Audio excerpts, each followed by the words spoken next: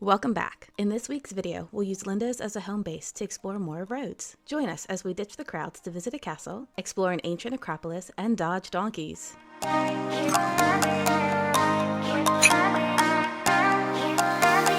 Welcome to The Right Life. We're Catherine and Edward, a London-based couple that loves to travel. Due to COVID, we spent the last couple of years traveling around England, and it's been a blast. However, now with the world opening up, it's time to take this show international.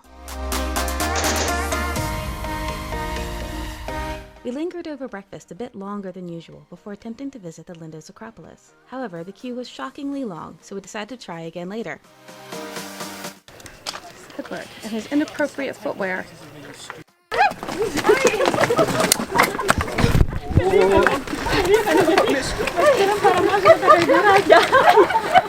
Are you okay? It looked like he ran you over.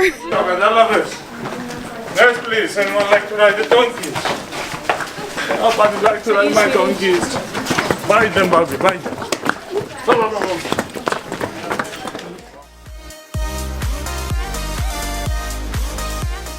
After surviving the donkey gauntlet, we decided to see if we could ditch the crowds with a short drive.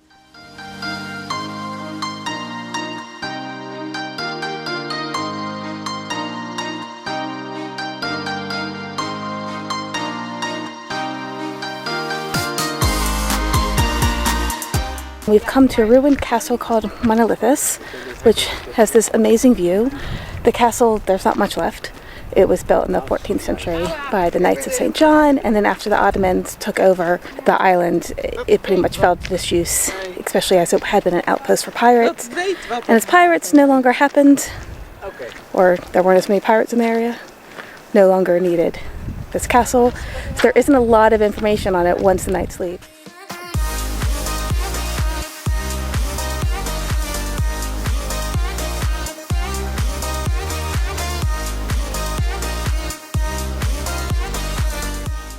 Just have to record how scary these steps are, especially since Edward's in flip-flops and I'm a bit better off in these. They slide everywhere. It's a castle!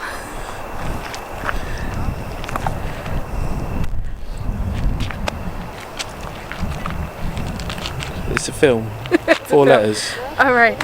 So, Lindos Castle is 777 feet above sea level, and we walked all the way up there. Luckily, we didn't fall, although it would have been a shorter way down. It's treacherous in flip-flops, and I wouldn't like to be at night wearing a load of armour and stuff, chainmail and all that, going up there. It is roasting. It's boiling. You're fighting my chest.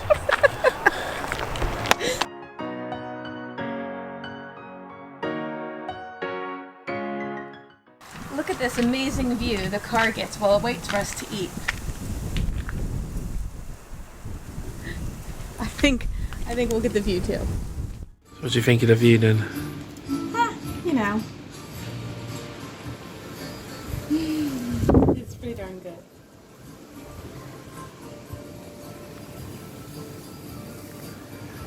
What went for lunch? We're having a mixed seafood platter. With? Anchovies and a Greek salad. Sounds good. I think we're the only ones here. It's a bit of a weird time of the day though. Yeah, and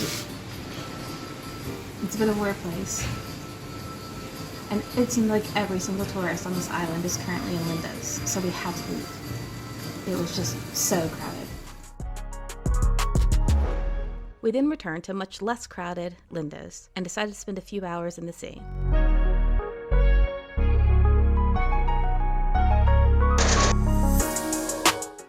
Got the moon.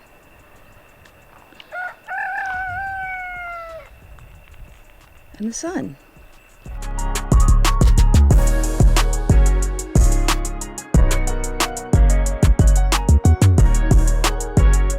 A second try at the castle. This time, no super long wait. No. I've nothing to add, I can't breathe hardly. Same. It's not paradise, doesn't even know it. And now there are more tourists arriving. The Lindos Acropolis sits above the small town and was built during the Hellenistic period, around 300 BCE. However, there are signs that this structure sits on an even older one. A few hundred years later, the Romans added more temples and fortifications. Later, around 1317, the Knights of St. John moved in and made further changes to the impregnable Acropolis. More recently, some scenes from the 1961 movie Guns of Navarone were filmed here. Overlooking the battlements, you got a view of downtown Lindos. As you can imagine, it's 80 degrees now in late October, and apparently it gets up to about 100, 105 during the summer. So all the buildings are white to reflect the heat.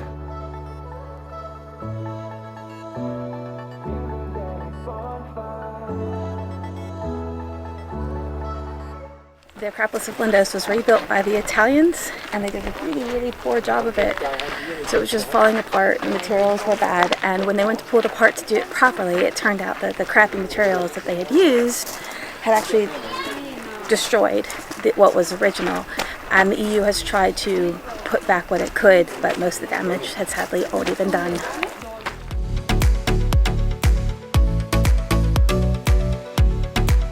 Once the Italians had a go at it, so they basically they were all looking like this, and then they jointed them and put rebar in and concrete and all that. And then when they come back to look at it again, all the rebar had rusted because of the water, and all the joints started to fail, and the cracking in the joints and the rusty rebar actually started to affect the original stones. So they had to take every single bit apart, check every single stone, and sort of most of them were so bad that they couldn't go back into the structure, but a few of them like this have gone back in. So this is new, and there's enough of this left to be load bearing, so they put it back in. So the stones on top, they're all original because they're not load bearing, and there's very few of the actual original stones in the bottom. Oh, yeah. There's only a couple of columns where the original stones are on the bottom. You can sort of see the original top there, which is Doric.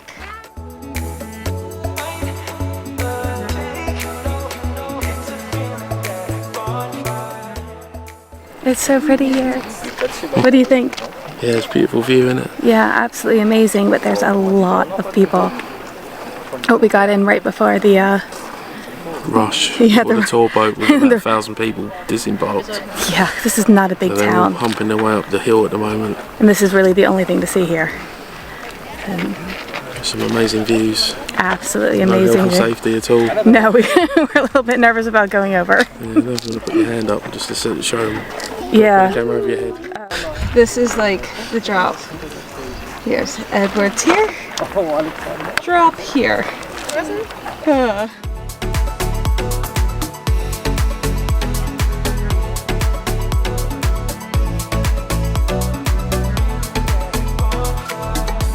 The Temple of Athena, built in the 3rd century BC, but it's on the base of an older temple, and you can see how the EU has had to reconstruct it after the earlier poor Italian reconstruction.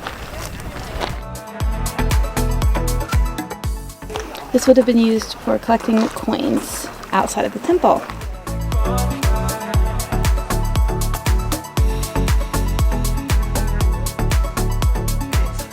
Just think of the view.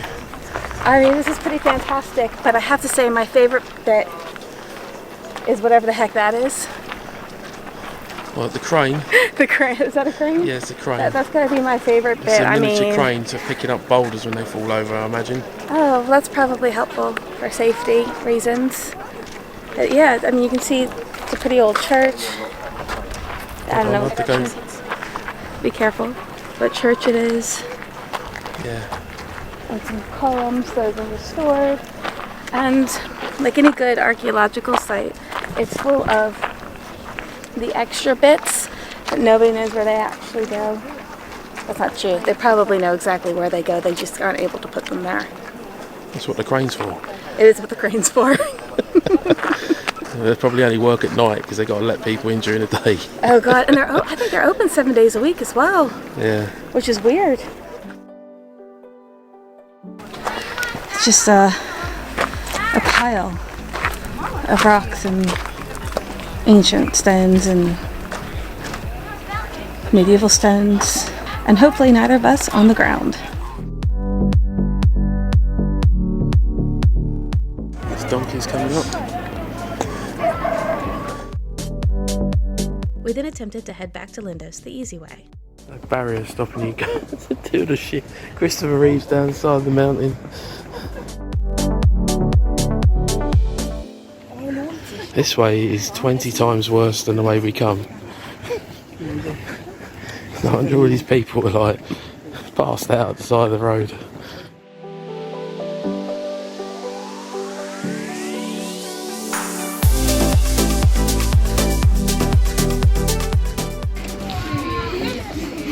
Where should we have come?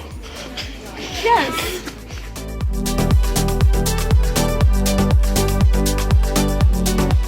After lunch with a view and an unexpected guest, we continued to explore Lindos.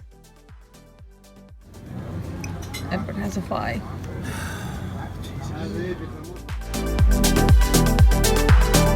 This is the amphitheatre that is carved into the cliff face, and it goes right up to the foot of the castle, and this would have held 5,000 people in its heyday. A lot of it's gone either side now, and they built these new houses. That evening we visited a few of the local bars before getting a gyro and calling it a night.